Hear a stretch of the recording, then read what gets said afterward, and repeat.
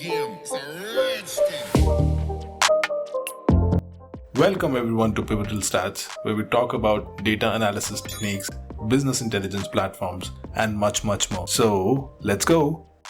Hey everyone, welcome back. In the last video, we saw how to create a dataset and how to create a table within a dataset. Today, we will finally see how to write a SQL query within the BigQuery environment. Okay, and we're gonna start with one of the most basic SQL queries, which is one of the most useful ones when you are working on any analysis of any data, and most of the time you'll be working with this SQL query, which is known as select statement. So this is how you write a SQL query within BigQuery. Okay, so click on the dataset that you created. So we're going to use the same dataset that we created last time, which was powerlifting. And within powerlifting, if you open up this drop down, you will find the two tables that we uploaded last time. So I'm going to click on this open powerlifting table, and I'm going to come to this detail section.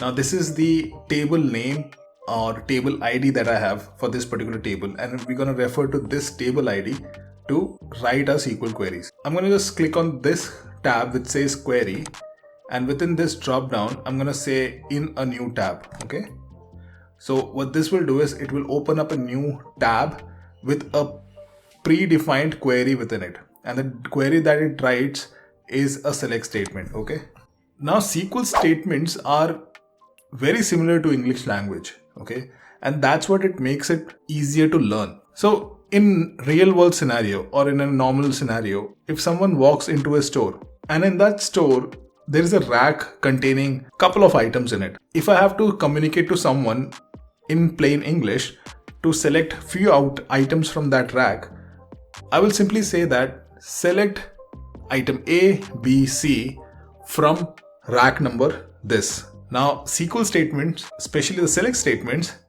is exactly like writing English language. So you're gonna just simply say select, then you're gonna write a column name, and then you're gonna inform from which table you want to select that column. Okay, so I know the table name is this, the table ID, and I'm gonna use one of the columns, let's say name column, right? If I click on the preview section here in the table tab here, you can see the name of the columns that are there in the dataset. So I'm going to say name, and I'll just say select name from this table. Now in BigQuery, when you write a SQL statement, it will also show you how much processing bandwidth it will consume. So right now this query that I've written here will consume 5.64 MB when it runs. Okay, so this can also help you determine whether you want to run a query or you want to optimize this further so that it can reduce your bandwidth allocation. Okay, so right now I'm simply saying select a column from the entire table. Okay, and if I run this, so to run this you just click on this run button here and it will start executing, and when it's completed it say query completed, and it will show you the result here in this bottom panel. So it's showing you the name column for that entire table. Now I can choose to have multiple columns selected instead of just one column. So let's say I want the equipment column and the age column as well. The way you do that is write a comma here and equipment, then comma, and then age. Okay, now I've made some alteration to the query. This query will process 9.71 MB when we run it. So I'm gonna just again click on the query, click on run, and it will run the query for me. This time we are selecting 3 columns instead of just one. So in the results column, as you see, we are seeing 3 columns. Now let's say instead of just 1 or 2 columns or 3 columns, you want the entire table to be present there, or you want the entire table to be your output. So to do that, there are 2 methods. You can write each column at a time like we have written here. So we have written 3 columns. You can write the entire list of columns here, or a better way to do that is simply write select star. Star simply means all. Okay, now if you see, when we run this query, it will consume 35.58 MB of data.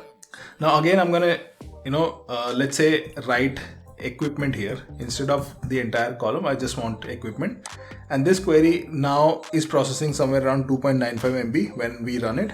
In the equipment columns there are multiple items which are written there. What I want to see is I want to see the unique list of items which are there in the equipment column. Right now, if I run this query, select equipment from this table, it will give me the entire list, but it will also have duplicate values, right? So let's see in the results. If you see straps, raw, right, and others as well, it's there, but it has duplicate values. I don't want that. I want unique values. So to do that, you just simply write another keyword, select distinct, and then the column name. Now if you see, you will get the distinct list of items which are there in that equipment column. You can choose to have multiple columns entered here.